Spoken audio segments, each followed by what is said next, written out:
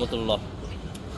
বিষয়টা বর্তমান জামায়াতে ইসলামের বিষয়টা কেমন জানি এমন হয়ে গেল না যে আমি নামাজ বিশ্বাস করি কিন্তু নামাজ পড়ি না, নামাজ কায়েম করি না। আমি ইসলাম বিশ্বাস করি কিন্তু ইসলাম মানি না। এই বক্তব্যটা শুনুন, তারপর যা মন্তব্য করার করিয়েন। জামাত ইসলামের আমির মহোদয়ের সাথে আমরা কথা বলেছি, এই বাংলাদেশের শরিয়া ল অর্থাৎ শরিয়া আইন উনি বাস্তবায়ন করবেন না।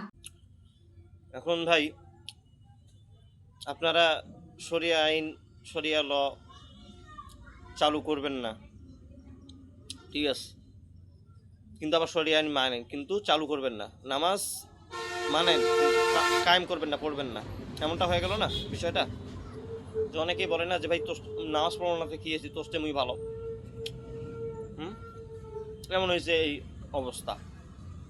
আবার এনারাই আবার বলে কি যে বিএনপি নাকি শরিয়া আইনে বিশ্বাসী করে না, এইটা নিয়ে মাথা খামায়, এটা নিয়ে যা তা বল বলে। বিএনপি শরিয়া আইনে বিশ্বাসী করে না, শরিয়া আইনে বিশ্বাসী না। ওরা তো ডাইরেক্ট বলে দিছে যে বিশ্বাস করে না। এটা তো আমি মনে করি বিধর্মীর পথেও যদি চলে যায় চলে গেছে। কিন্তু এটা তো মুসলমানদের বড় শত্রু হচ্ছে মোনাফিক। কিন্তু এই কথাটা তো মোনাফিকের আলামত, এই কথাটা তো মোনাফিকের আলামত। মোনাফিকই এটা।